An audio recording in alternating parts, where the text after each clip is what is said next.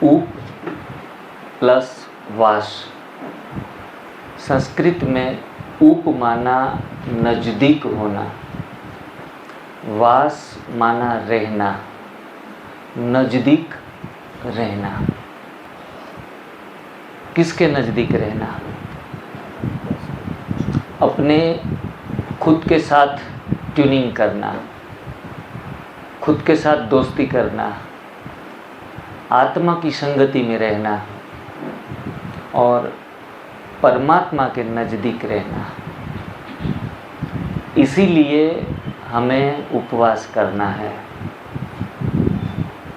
परमात्मा के नज़दीक रहने से, परमात्मा सुख का सागर है, परमात्मा स्वास्थ्य, शक्ति, आनंद, ज्ञान और प्रेम का सागर है।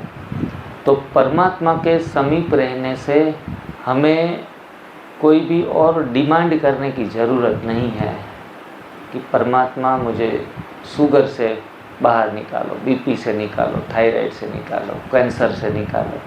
बस आप उपवास करो, परमात्मा के नज़दीक रहने की अनुभूति करो और संपूर्ण स्वास्थ्य प्राप्ति करो, संपूर्ण संपन्न बन जाओ। इसीलिए हम अपने जीवन में उपवास को महत्व देते हैं। जब हम भक्ति मार्ग में थे तो सावन महीने में 4 सोमवार उसमें हम उपवास करते थे, मैं और आप सभी। जिस दिन हम सिर्फ और सिर्फ बहुत भूख लगे तो फल लेते थे, जिनको आज के समाज में फलाहार के नाम से प्रचलित है उपवास। सिर्फ फलाहार करो, तो वो भी उपवास की श्रेणी में उनकी गिनती की जाती है। फिर शिवरात्रि हो, नवरात्रि हो, चैत्र नवरात्रि हो या आसो नवरात्रि हो, पूरे साल भर में 4 प्रकार की जो नवरात्रि आती है, तो खास करके नवरात्र के ऊपर तो विशेष करके लोगों को उपवास के लिए प्रेरित किया जाता है। और हमारे ऋषि मुनि जो भी हो गए हैं, उन्होंने उपवास के ऊपर बहुत जोर दिया है कि आप पूरे साल भर अगर उपवास करने के लिए तैयार नहीं हो तो कम से कम 36 दिन ऐसे हैं जिसके ऊपर तो आप उपवास कर लो, जिनके कारण लंबे समय के बाद आप कोई बड़ी घातक बीमारियों के मुरीद नहीं बनेंगे। लेकिन जैसे जैसे समय बीतता गया, वैसे वैसे लोग उपवास के महत्व को समझना कम हुआ और प्रैक्टिकली भी थोड़ा डिफ़िकल्ट है। इंद्रियों से जो सुख की प्राप्ति हो रही है, आभासीय सुख की प्राप्ति, वो 9 दिन के लिए हम छोड़ते हैं, तो ये हमसे सहन नहीं होता। और अगर उसमें कोई बोल दे कि उपवास करने से भगवान नहीं मिलेंगे, खाते जाओ, पीते जाओ, प्रभु के गुण गाते जाओ, तो ये साइकोलॉजी हमें बहुत अच्छी लगती है कि खाते पीते भगवान को मिल जाएंगे, चलो वो तो अच्छा है। क्योंकि संगम युग मौजों का युग है। तो मौज आज नहीं करेंगे तो कब करेंगे?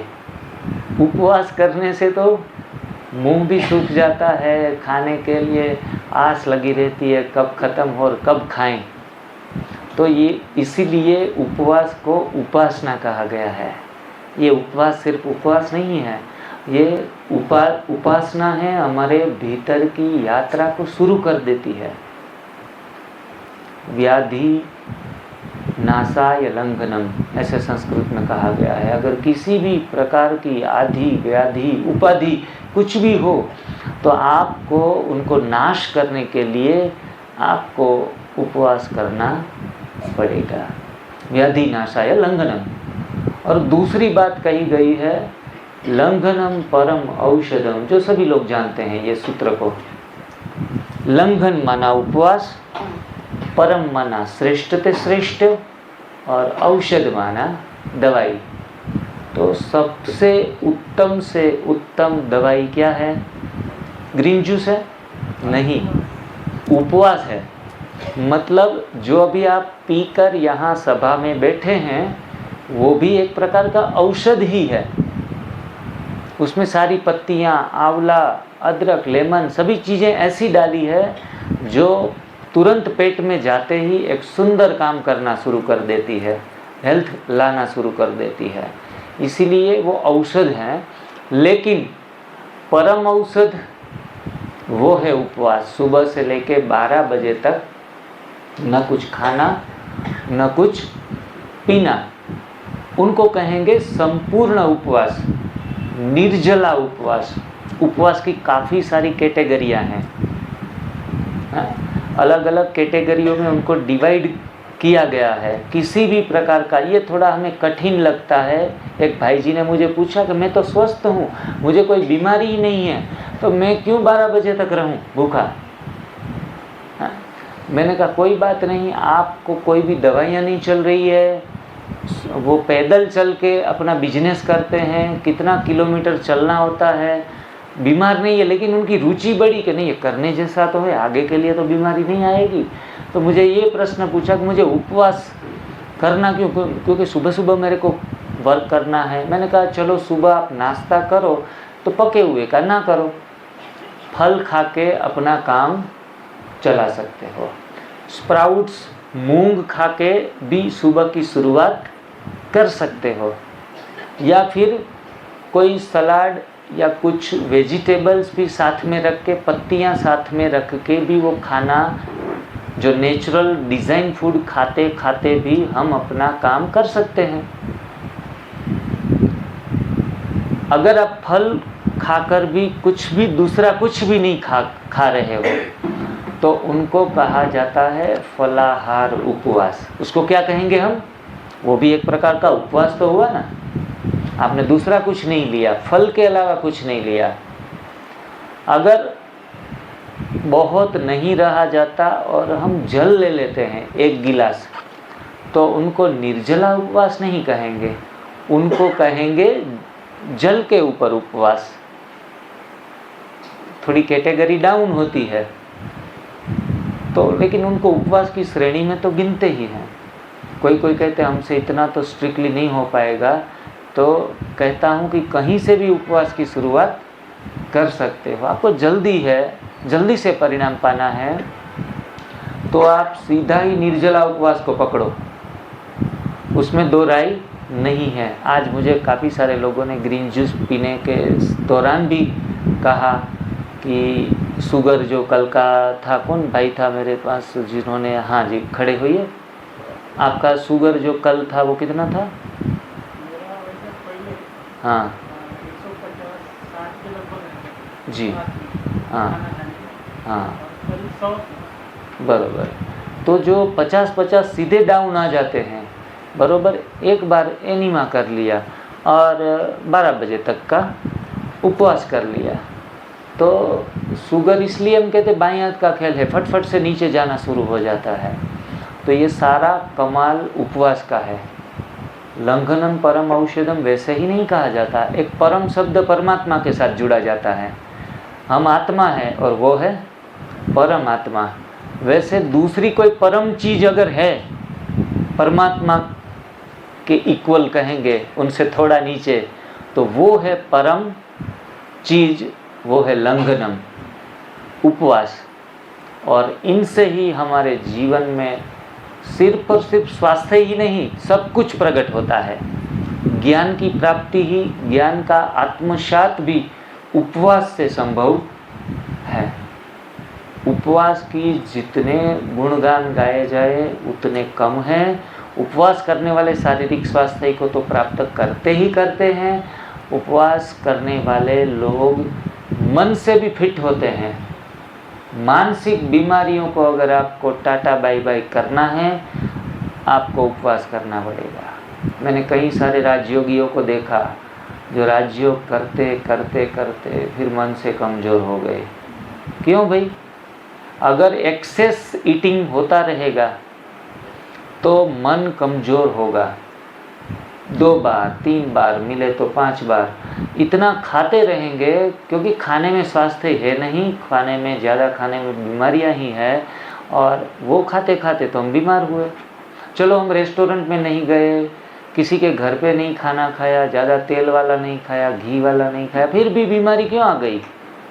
क्योंकि हमने जितनी शरीर को ज़रूरत थी उनसे भी ज़्यादा भोजन शरीर को दिया, भले कम मसालों वाला दिया, लेकिन पका हुआ तो दिया ना। तो पका हुआ भोजन बीमारी की जड़, वही गलत भोग है। पका हुआ भोजन ही गलत भोग है। शरीर एक टाइम का पका हुआ भोजन किसी भी तरह एडजस्ट कर लेता है। इसीलिए एक टाइम खाते खाते भी लोग 100 साल तक स्वस्थ रह सकते हैं, लेकिन 2 बार 3 बार या 5 बार खाने वाले लोग सर्दी जुकाम से लेके कब्ज से लेके कैंसर तक के मरीज बनते हैं, क्योंकि जीवन में बीच बीच में उपवास भी नहीं किया। इसमें भी मैं तो समझता हूँ, मैं जब तक ज्ञान में नहीं था ना, तब बीच बीच में उपवास करता था।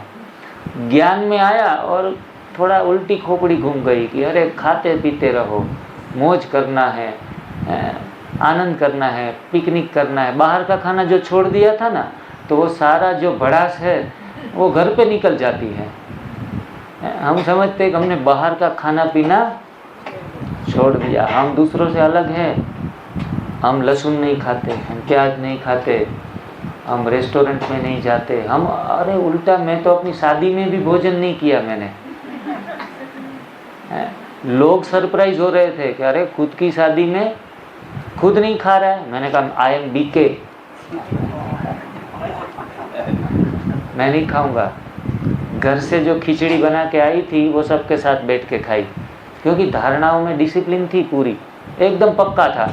लेकिन उतना समझने में सारा संसार नहीं आ जाता था। मेरा कहने का मतलब ये है कि सिर्फ और सिर्फ बाहर की चीज़ें छोड़ने से स्वास्थ्य की प्राप्ति नहीं होने वाली।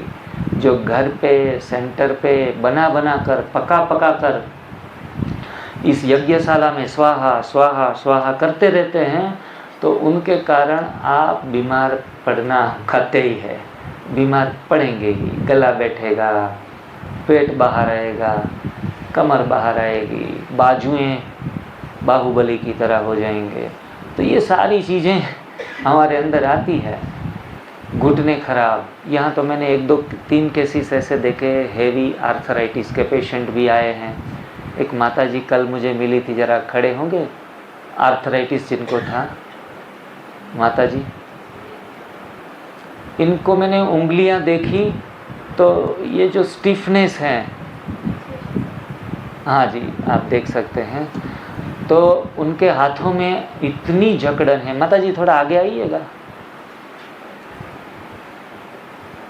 एसिड लेवल जब हद से बाहर बढ़ जाता है शरीर का एसिड लेवल, तब हमारे शरीर में इतनी जकड़न आ जाती है। यूँ तो थोड़ी बहुत जकड़न हर लोगों को रहती है, क्योंकि एसिड भरा हुआ है। ये जो उंगलियां हैं बिल्कुल लोहे की बन गई है, बिल्कुल लोहे की। इनको सीधा करना ही संभव नहीं है, या फिर थोड़ी सी भी मूवमेंट भी, जो ये लचीलापन होता है ना, बिल्कुल ही लचीलापन गायब। हाथ ऐसे ही रहेंगे, उनको अगर सीधा करना चाहें तो टूट सकती है ये हड्डियाँ, लेकिन मुड़ नहीं सकती। ये सारा प्रताप है गलत भोजन।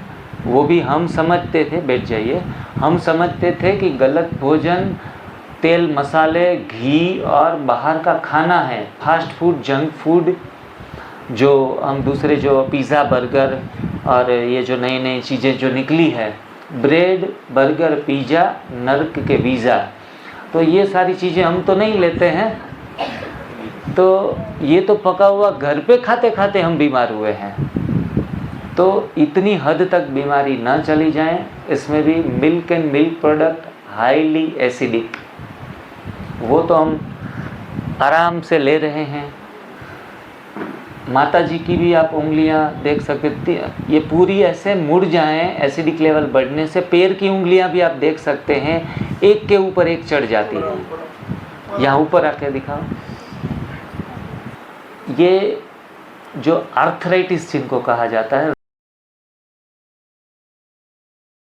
कितने साल से है? 12 साल से है। हाँ जी। तो इसी ऐसी क्रॉनिक बीमारियां 15 किलो वजन कम हुआ है। चलो वजन कम 39 हो गया। बराबर, वजन कम होने की चिंता नहीं है, वो कोई बड़ा इश्यू नहीं है। वजन कम ना हो, वजन भले कम हो, वजन करते रहना है।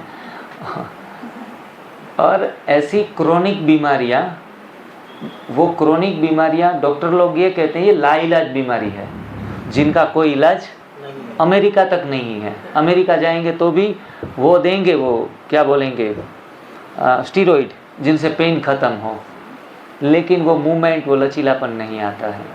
और ऐसे साधकों के जीवन में भी अगर वो पका हुआ भोजन छोड़ दे, सिर्फ और सिर्फ हरी पत्ती का जूस, उपवास, कुछ मन करे, भूख लगे तो फलों का भोजन, सब्जियां, सलाद का भोजन, उनका जूस निकाल लो। अगर चबाया ना जाए तो मैं कहता हूँ उनका जूस निकाल लो, फाइबर की भी ज़रूरत नहीं है। ऐसे रसाहार करके, फलाहार करके, ऐसी बीमारियों में, इसमें 5 दिन में फ़र्क आने वाला नहीं है। थोड़ा बहुत फ़ायदा मिलेगा 5 दिन की शिविर में, लेकिन उनको कम से कम 1 साल तक मेहनत लगानी है। कितनी? 1 साल तक जब मेहनत लगाएंगे तब उनकी जो उंगलियां हैं, वो जो टेढ़ी हैं, वो अपने आप सीधी होना आप देखेंगे। मैंने काफ़ी मरीज अपने लाइफ में देखे हैं जो यूपी से थी, तो उनके अंदर थोड़े समय के बाद थोड़ा हल्का सा टेढ़ापन रह जाता है, हल्का सा, लेकिन काफ़ी हद तक वो चीज़ें मूवमेंट में आती है। लेकिन आफ्टर 1 ईयर, 2 ईयर, जब आप पूरा नेचुरल और अल्कलाइन लेवल, जब हाई लेवल, जिनको 7.4 कहेंगे पीएच वैल्यू, वो जब बॉडी की होंगी, तब जाके वो ठीक हो पाएंगे। अगर उनका नेचुरल शेप अगर नहीं भी आता है तो भी उनका चलना फिरना, उठना बैठना, उसमें काफ़ी हद तक आराम मिल जाता है। तो हर चीज़ में संभव है, किसी किसी चीज़ में 100% तक पूरा नहीं पहुंच पाते। ऐसे लोग जब 80% भी पहुंच पाते हैं तो उनका जीवन जीने का तरीका तो बदल जाता है। तो हम इतने बीमार ना हो जाएं कि तब वापस फिर आने में आपको 100% ना मिले। लेकिन कहते हैं जाग्या ત્યાં थी सवार, जाग्या ત્યાં थी सवार, जब से जागे हैं तब से सवेरा। तो हम आज से ही बीमारी पड़ने की वो इंतज़ार में न रहें, इंतजाम कर लें पहले से ही। मजबूर न बने, मजबूत बने। हम मजबूत बनेंगे तो मजबूरी कभी जीवन में आएगी ही नहीं। और जो हट्टे कट्टे एकदम हेल्दी हैं, चलते फिरते हैं, भागते दौड़ते हैं, ऐसे लोग भी एनडीएस अभी से अप्लाई कर सकते हैं। किस तरीके से? सुबह के नाश्ते में वो हेल्दी फ्रूट्स एंड वेजिटेबल्स, उनकी कच्ची भेल भी बनती है, जो पीनट्स के स्प्राउट दाने हैं, अनार के दाने हैं, ऐसी भेल भी बनाते। काफ़ी सारी रेसिपियाँ बुक्स में भी मिलेगी और चैनल के ऊपर भी मिलेगी। तो ऐसे लोग सुबह सुबह ऐसा भी खा सकते हैं। दोपहर में भी कच्चा खाना है, रात को एक टाइम पक्का खाना है, तो भी उनको 100 साल तक बीमारियाँ आने वाली नहीं है। तो ऐसे भी हम अपने तरीके से सुधार में लाकर कहीं से भी एनडीएस को अप्लाई कर सकते हैं। कोई समझते मुझे तो ऐसी कोई समस्या नहीं, हमें इतना सीरियस होने की ज़रूरत नहीं है। लेकिन कहीं से किसी स्टेज से आपको शुरुआत करेंगे तो और भी बढ़िया, आराम से ज़िंदगी भर एक टाइम पका हुआ एक टाइम खा सकेंगे। अगर बीमार नहीं है तो कभी भी ऐसी सिचुएशन ही नहीं आएगी कि आपको दोनों बार बंद करना पड़े। तो भी ये एक तरीका एनडीएस का है, दिन में कच्चा, रात में पक्का। दिन में माँ प्रकृति दे वैसा और रात को बीबी दे वैसा। तो इस तरीके से भी हम हेल्दी है तो कर सकते हैं। और ये करते करते 3 महीने में 6 महीने में हेल्दी हो गए, हम पूरा फिट हो गए, दवाइयाँ बंद, बॉडी स्लिम ट्रिम, पेट अंदर, रोग बाहर, सब कुछ हो गया, तो बाद में दिन में कच्चा, रात में पक्का। दिन में माँ प्रकृति दे वैसा और रात में, इस तरीके से भी हम इस चीज़ को फॉलो कर सकते हैं। कहीं से भी पकड़ लो, जहाँ से भी पकड़ लो, फ़ायदा ही फ़ायदा है। लेकिन जिनको आध्यात्मिक रीति से आगे जाना है, परमात्मा के साथ एक पावरफुल कनेक्शन में रहना है, उस लोगों को तो मैं अवश्य कहूँगा कि उपवास को साथ में जोड़ लो। आकाश तत्व उनसे जुड़ा हुआ है।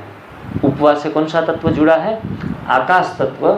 हमारे शरीर में आकाश है, वायु है, और क्या क्या चीज़ें हैं? अग्नि है, जल है और पृथ्वी। पांचों तत्वों का ये पुतला है। जहाँ स्पेस है, खाली जगह भी जरूरी है शरीर में। मुंह खोलो, खाली जगह मिलेगी। अंदर जो नलियाँ जा रही है उनके अंदर भी खालीपन है। सभी कान हैं, उसमें भी खालीपन है। आकाश तत्व हर जगह है, इसलिए तो हर चीज़ संभव है, और सबसे ज़्यादा आकाश तत्व है।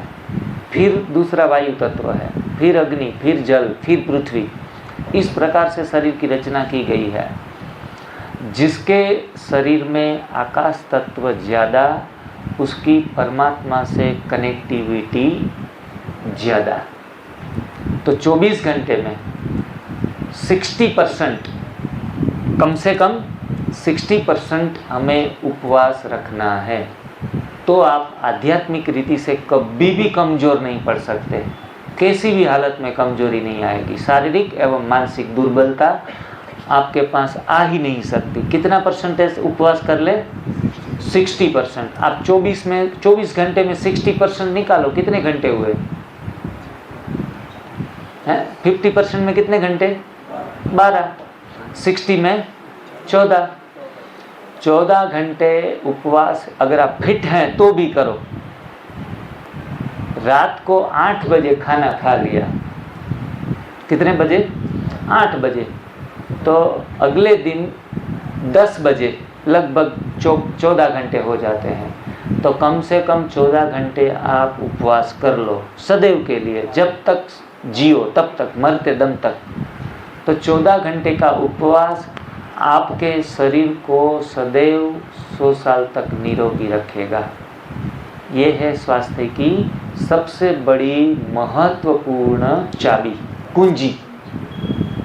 इम्पोर्टेंस है इनका, मास्टर की है। ये स्वास्थ्य की क्या है? मास्टर की है। 14 घंटे उपवास रखो मिनिमम, हो सके तो 16। कैंसर वालों को तो 16 घंटे, 18 घंटे करने हैं। उनका 14 घंटों से भी काम होने वाला नहीं, उनको दिक्कत आएगी हीलिंग में। तो उनको 16 घंटे, 18 घंटे। लेकिन स्वस्थ व्यक्ति 14 घंटे का उपवास करना है। रात को 10 बजे खाया तो फिर 12 बजे कुछ ना कुछ लोग, जो लोग 2 बार पका हुआ खा रहे हैं, जिनको कोई डाइट के साथ संबंध ही नहीं है, डाइट के विषय में मुझे आगे बढ़ना नहीं है, ऐसे लोगों के लिए भी मैं ये इंस्ट्रक्शन देता हूँ कि कुछ भी खाते पीते रहना है आपको, तो भी थोड़ा ये तो अप्लाई कर ही लो। आप 14 घंटे ऐसे निकाल लो जिसमें आप कुछ ना खाओ, कुछ ना पियो, जीरो इंटेक्ट एट ऑल, कुछ भी नहीं। तो गलत भोजन को भी शरीर आगे पीछे ऊपर नीचे करके एडजस्ट करके किसी भी तरह आपकी गाड़ी चलाता रहेगा। ये मास्टर की है, जापान के साइंटिस्ट है जिनको नोबेल पारितोषिक 2016 में मिला है। योशिनोरू ओसुमी करके एक साइंटिस्ट हैं जिनको 2016 में पारितोषिक मिला है। उन्होंने काफ़ी सारे रिसर्च करके गवर्नमेंट के सामने रख दिए कि जो व्यक्ति 16 घंटे का उपवास करता है उनके अंदर टी सेल्स जागृत होते हैं, सारी बीमारियां शरीर खुद खाने लगता है। इवन कैंसर की बीमारी भी 16 घंटे का उपवास करने से वापस रिवर्स होती है। वो काफ़ी सारे एविडेंस गवर्नमेंट के सामने रख दिए और गवर्नमेंट ने उनको नोबेल पारितोषिक दे दिया। चलो, ये रहे जापान के महाशय। ये साइंस तो हमारे भारत का ही है, लेकिन ऋषि मुनि क्या कहते थे? निर्जला एकादशी रखो, हर महीने में 2 बार निर्जला उपवास करो, शिवरात्रि के ऊपर फलाहार करो, नवरात्रि के ऊपर फलाहार करो। किसी ने उनको नोबेल पारितोषिक नहीं दिया और हमें उनकी वैल्यू भी नहीं है। वो तो कहते रहते, ऋषि मुनि है ना, कर पाते हैं। तो इतनी गहन बातें हमारे शास्त्रों में कही गई है, हमें सिखाई गई है, हमारी ही धरोहर हैं, लेकिन बाहर के लोग उनके ऊपर रिसर्च करके नोबेल लेते हैं। ये हमारी भारत की दुर्दशा है, जो हम अपने ही धरोहर को, संस्कृति को पहचान नहीं पाए। कृष्ण, हमारे जो भगवत गीता में जो कृष्ण के सिद्धांत हैं, कहे गए हैं, यीशु, तो वो जब भारत आए, भारत आने के बाद उन्होंने भारत के कभी सारे शास्त्र को पढ़े, थोड़ा उसमें रिसर्च किया, उसमें सबसे उनको बेहतर से बेहतर लगा कृष्ण के जो भगवत गीता में जो भी विचार कहे गए हैं, भागवत है, ये सारा उन्होंने पढ़ाई की। तो उनको लगा कि ये कृष्ण की नीति बहुत अच्छी है, कृष्ण की साम दाम दंड भेद, और बहुत प्रैक्टिकल थे। कृष्ण की जो हम स्टोरी सुनते हैं तो बहुत प्रैक्टिकल, कि जो मारता है उसको मारने में कोई पाप नहीं है, जो मारे वो उनको काट दो। और यहाँ भी हम कहते हैं, मराठे लोग मरते हैं या मारते हैं, तो जो आपको नुकसान करे उसको गला काट दो। कृष्ण ने भी कुछ ऐसा कहा कि दुश्मन अगर अधर्मी है और अधर्मी आपके ऊपर हमला करे तो आप उनके ऊपर हमला कर दो पहले से ही। तो इनको कृष्ण की नीति बहुत पसंद आई, और वो सारे विचार, वो सारी बातें बहुत स्टडी करने के बाद वो लेके गए, और उन्होंने एक धर्म का स्थापन किया, और वो धर्म का नाम था क्रिश्चियनिटी। वो थोड़ा उसकी जीभ टेढ़ी होती है, हम बोलते हैं कृष्ण नीति, कृष्णा नीति, वो बोले क्रिश्चियनिटी, तो वो हो गया क्रिश्चियन धर्म। ये कुछ नहीं है, कृष्ण की ही नीति है। जो उन्होंने संदेश क्या दिया यीशु ने, करुणा का, प्रेम का, दुश्मन के प्रति भी वो बोलते इतना करुणा बरसाते थे। वो सारी बातें उसने हमारे धर्म ग्रंथों से ली हैं, अपने जीवन में आत्मसात की, और प्रेम और करुणा का, भाईचारा का संदेश, सबसे बड़ा भाईचारा का संदेश भी वो देते हैं। तो ये सारे विचार हमारे इसी ही देवी देवता धर्म के जो भी संस्कार है वो ही लेके गए हैं। तो उपवास ही भी ऐसा ही सब्जेक्ट है, फास्टिंग ही ऐसा सब्जेक्ट है, जो सब्जेक्ट हमारी धरोहर है, लेकिन हम ही नहीं कर पा रहे हैं। अगर वो धरोहर को हम संभाल ले, कर ले, तो बीमारी आने का कोई चांस नहीं। कहते हैं सतयुग में दुख था ही नहीं, बीमारी शब्द ही नहीं, न पुलिस, न डॉक्टर, न अस्पताल, न औषधालय, कुछ भी नहीं है। क्यों भाई? क्योंकि देवता लोग फ्रूटेरियन हैं, बाग बगीचे लगे हुए हैं फ्रूट के, तो फ्रूट खाने वाला थोड़ी और चिकित्सालयों में जाएगा, हैं? उनको तो विद्यालय जाने की भी ज़रूरत नहीं है, ना चिकित्सालय ना विद्यालय, कुछ सीखने की भी ज़रूरत नहीं है। प्रकृति आपको सिखा देती है सभी कुछ। पुराने ज़माने के जो ऋषि मुनि थे, उनके साथ पेड़ पौधे बोलते थे, बातें करते थे, इतना इमोशनली उनके साथ कनेक्ट थे। वो उनको पता चल जाता ये पत्ता इसके लिए है, ये पत्ता इसके लिए है। क्यों भाई? क्योंकि पूरा खुद नेचुरल थे, बिल्कुल फलाहार रसाहार करते थे। इसके कारण वो इतने हाईली कनेक्टेड हो गए थे कि जो प्रकृति से उनके लगाव जुड़ाव एकदम बहुत अच्छे तरीके से था। तो ये लगाव, ये जुड़ाव हमें विनाश हो उनसे पहले परिवर्तन कर लेना है। विश्व परिवर्तन जब होगा तब देखा जाएगा, लेकिन स्व परिवर्तन खुद को करना है। विश्व बदले उससे पहले स्वयं को बदलना है। विनाश की डेट की राह देखनी नहीं है। कोई कोई कहते विनाश तो ब्रह्मा कुमारी काफ़ी सालों से बता रहे, अभी तक हुआ नहीं। अरे नहीं होगा तो भी चिंता न करो, स्वयं को आप खुद की विनाश की डेट ना आ जाए, वो भी पता नहीं कब आ जाए। तो खुद के विनाश के पहले खुद को परिवर्तन करना है। उपवास हमारा सबसे पहला इंस्ट्रूमेंट है। और उपवास के बारे में बताया जाता है कि विदाउट एनीमा, लिखना है तो लिख भी सकते हैं, without enema fasting is a crime against body. मतलब जिसको उपवास करने का मन है वो पहले एनीमा जरूर ले, वरना वो क्राइम्स अगेंस्ट बॉडी, शरीर के साथ अत्याचार होगा, वो शरीर के साथ अत्याचार होगा, क्योंकि अभी शरीर शुद्ध हुआ नहीं और उपवास करने लगे। तो उपवास समझ से युक्ति पूर्वक करना पड़ेगा, विधि से करना पड़ेगा, विधि से सीधी मिलेगी। विधि के बिना करने जाएंगे तो दाव उल्टा भी पड़ेगा। उपवास करने के बाद एक बहन दुबई से थी, वो बोली भाई जी उपवास एक दिन का निर्जला उपवास कर लिया और मेरे को 4 बार उल्टी आ गई और चक्कर आने लगे। मैंने कहा कैसे, आप एनडीएस के बारे में जानती हो? बोला हाँ, थोड़े बहुत आपके वीडियो देखे हैं और एक बार उपवास के बारे में बता रहे थे तो मैंने उपवास कर लिया। मैंने कहा पूरा नहीं, आधा वीडियो देखा होगा। वीडियो में बताया जाता है कि एनीमा करने के बाद उपवास करना है, क्योंकि उपवास करना तो अच्छा है लेकिन रोगों के उभार जल्दी से आएंगे जो झेलना आपके लिए परेशानी हो जाएगी। एक किसान था, उनको एक बैल था, बैल बहुत बीमार हुआ और इनको बाजू के जो खेत में कोई किसान था वो भी, उनका भी बैल बीमार हुआ। तो वो आया कि भाई जी मेरा बैल बहुत बीमार है, मेरी खेती बाड़ी रुक गई है। पहले के ज़माने के कोई होंगे किसान, अभी तो से मशीनरी आ गई।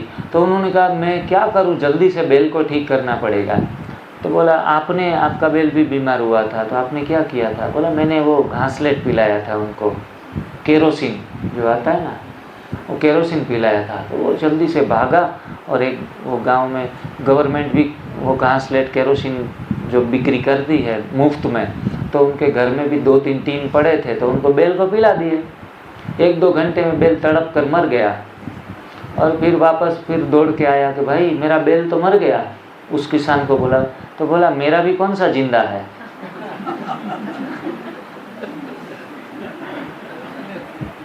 तो कोई भी बात आधी अधूरी समझने के बाद तुरंत चालू करनी नहीं है। इसलिए हम कहते हैं कि 5 दिवसीय शिविर है तो आप अच्छे तरीके से अटेंड करो। वो अभिमन्यु भी है ना, गर्भ में था तो वो 7 कोठे का युद्ध उसने लड़ा था, बेचारा अंदर तो चला गया, वापस नहीं आ सका। क्यों? क्योंकि थोड़ी आधी स्टोरी सुनी थी उन्होंने कि अंदर कैसे घुसा जाता है। बाहर आने की जो विद्या है वो भी सीखनी जरूरी बन जाती है। मतलब little knowledge is dangerous things. आधा अधूरा ज्ञान आपको मुसीबत में डाल सकता है। मुसीबत में मतलब एनडीएस तो एकदम नेचुरल प्राकृतिक है, कोई ऐसे बैड सिम्टम्स भी नहीं आएंगे, फ़ायदा नहीं होगा तो नुकसान तो होगा ही नहीं, आप निश्चिंत रहें। एक भाई जी ने मुझे कहा कि मैंने कोई महाराष्ट्र के जो लेक्चरर हैं उनको कहते हुए मैंने थोड़ा स्टार्ट कर दिया एनडीएस और थोड़े दिन के बाद मेरे को चक्कर आना शुरू हो गए।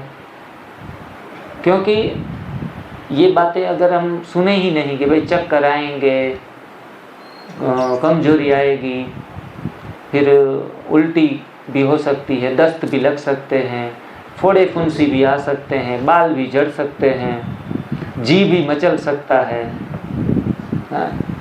जैसे ऐसे 10-15 सिम्टम्स जो हमें अनईजी लगे, डिस्कम्फर्ट में हम आए, ऐसे होते हैं। तो ये तो झेलना पड़ेगा।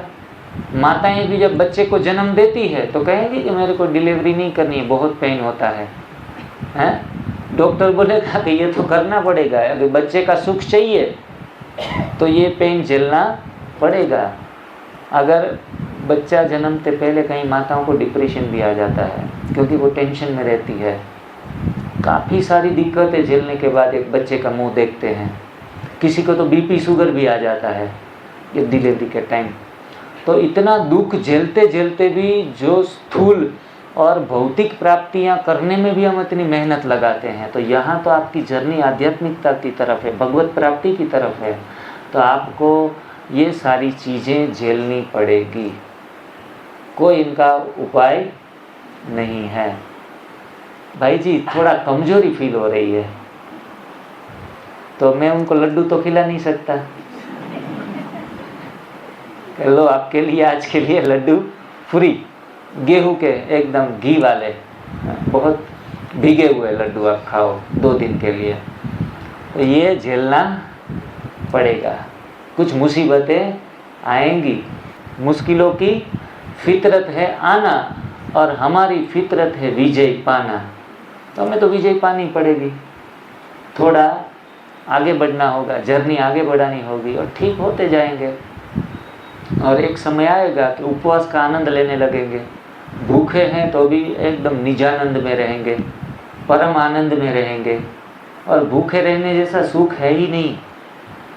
एक्चुअल में देखा जाए तो भूखे रहने जैसा सुख है ही नहीं, कि दिमाग टोटली फ्री।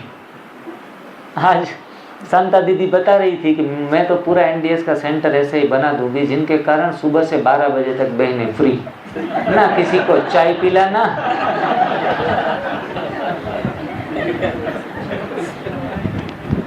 अगर एनडीएस सेंटर सभी बन जाए तो एनडीएस मतलब नारी की मुक्ति, रसोई घर से मुक्ति, जैसे भी हो। फिर तो काटना भी नहीं है। ये हम जो केबीज काटते हैं, केला काटते हैं, एप्पल काटते हैं, वो काटने की भी ज़रूरत नहीं है, वो भी प्रोसेस्ड की हुई चीज़ है। काटे ही क्यों, सीधा हाथ में पकड़ाओ तोली, केला साबुत ही दो, कम से कम काम हो, चाकू की भी ज़रूरत ना पड़े, प्लेट की भी ज़रूरत ना पड़े। ऐसा हम सबको साथ मिलके, सभी स्टूडेंटों को साथ मिलके दीदी को फ्री करना है। क्योंकि कच्चा खाते खाते आप 24 घंटे बैठे रहो फिर भी वजन नहीं बढ़ेगा। मेरा काम फिजिकली कोई नहीं है पिछले 7 साल से, फिर भी मेरा पेट बाहर नहीं आया, क्योंकि मेरा भोजन में ना अनाज है, ना दालें हैं, न रोटियां हैं, ना पूरी पराठे हैं। तो जो ये नहीं खाने वाले वजन बढ़ाते नहीं है, इसलिए वो भी चिंता करने की ज़रूरत नहीं। और संपूर्ण संसार की मुक्ति है, सिर्फ नारी की भी मुक्ति नहीं है। कहा जाता है ना होता अनाज ना उलझती नारी, ना होता अनाज ना उलझती नारी, फल में वे अपनाते तो भागे संसार की व्याधि सारी। सब पूरा संसार सुखमय हो जाता है। और सतयुग त्रेता युग इसलिए सुखमय है जहाँ नारियों को रोटियां बेलनी नहीं पड़ती। सब देवताएं इतने अच्छे हैं, चलते फिरते फल खा लेते हैं। तो ऐसे ही हमारा अभी पूरा सतयुगी संसार बनाना है तो घर पे कम से कम पूरे दिन में तो पकाना बंद करो, पूरे दिन में पकाना बंद करो। रात को एक बार आदत से मजबूर हो जाओ, हैं? एक बार पकाया हुआ खाना बनाना है तो खा लो। तो हकीकत में रियल में बहनों को खूब मज़ा आएगा कि अभी हमारे पति पूर्ण ज्ञानी हुए हैं, जो हमें सुबह सुबह चाय का ऑर्डर भी नहीं देते, थाली भी लगाने को नहीं बोलते हैं, टिफ़िन बनाने का झंझट ही ख़त्म। तो इस तरीके से कम खाने से कमजोरी आएगी नहीं, ये लिख के देता हूँ। कम खाने से कमजोरी जाएगी, आएगी नहीं। और भोजनांते मृत्यु, भोजनांते जीवन भी देता है, भोजन मृत्यु भी देता है, वैसे भोजन जीवन भी देता है। तो एक टाइम का भोजन लेते लेते हम पूर्णतः स्वस्थ हो सकते हैं। ये उपवास विषय इतना वंडरफुल है, ये सब्जेक्ट इतना सुंदर है। सही तरीके से मन और बुद्धि को अगर परिवर्तन कर ले, मन और बुद्धि को सही समझ दे दे, तो उपवास करना सहज हो जाएगा। क्रिया से कुछ होगा नहीं, विचार परिवर्तन और भावना परिवर्तन से सब कुछ होगा। किसी को बोल दिया जाए 12 बजे तक का उपवास, तो अपने मन को दमन करके करता है ना, तो बेचारा घड़ी के सामने बैठा रहेगा देख के, 12 बज गए, 12 बज गए, ऐसे ऐसे खुद के 12 बज जाते हैं। तो ये हो गया एक क्रिया, और दूसरी हो गई भावना का, विचारों का परिवर्तन। हम सही समझ जब किसी चीज़ में, किसी विषय में पा लेते हैं, उनसे क्या क्या प्राप्तियां होंगी, वो जब सही तरीके से मन को समझा लेते हैं, तो जिस चीज़ में हमें तकलीफ़ हो रही थी उसी चीज़ में एंजॉय करने लगते हैं हम। एक कुत्ता बाहर भौंक रहा था, एक सन्यासी ध्यान कर रहा था, तो बोला ये कुत्ता भौंकना बंद करें तो मैं ध्यान करना शुरू करूं। फिर 1 घंटे तक भौंकता रहा, भौंकना बंद ही ना करे। फिर बोला बाहर की परिस्थितियां ठीक हो न हो, हमें अपनी स्वस्थिति ठीक रखनी है। तो बोला स्वस्थिति कैसे ठीक रख ली जाए? तो उसने आइडिया लगाया कि बाहर एक सुंदर म्यूजिक बज रहा है, कुत्ता नहीं भौंक रहा है, बाहर एक सुंदर बीच में ट्यूनिंग आ रहा है। हम जब मेडिटेशन की कमेंट्री करते हैं तो पीछे भाई जी एक म्यूजिक चला लेते हैं और भी मज़ा आता है, सीधा बोलने के बदले म्यूजिक बैकग्राउंड में चलता है तो और भी बढ़िया मज़ा आता है। तो फिर उनको तो और मज़ा आने लगा। फिर दूसरे दिन राह देखने लगा कि कुत्ता भौंके तो मेडिटेशन करना शुरू करूं। ये हो गया भावना का परिवर्तन। तो हर चीज़ में भावना का परिवर्तन होना जरूरी है, क्रिया का परिवर्तन सिर्फ जरूरी नहीं है। बुद्धि का परिवर्तन, विचारों का परिवर्तन, भावना का परिवर्तन। ऐसे ही हम उपवास के विषय में ये कम से कम 4 लेक्चर 1-1 घंटे के चाहिए, तब जाके उपवास का विषय पूर्ण हो। तब भी आपको नवीन ही लगेगा उपवास के विषय में। और अगर 4 लेक्चर अगर हो जाते हैं तो आपको उपवास करना कठिन भी नहीं लगेगा कि चलो हमारे लिए ये अच्छा है, हमारी सेहत के लिए ये अच्छा है। और जो ब्रह्मा भोजन, अमृत भोजन, उनका ग्रहण करेंगे, सही भोजन का चुनाव करेंगे और यही भोजन जीवन भर करते रहेंगे तो आपके स्वास्थ्य के लिए बहुत अच्छा है। आज का ये सत्र यहाँ ही ख़त्म करते हैं इस मंगल कामना के साथ, इस शुभ कामना के साथ कि आप सभी सदैव निरोगी रहें, सदैव स्वस्थ रहें, सदैव मस्त रहें, सदैव नाचते रहें, सदैव गाते रहें। ओम शांति।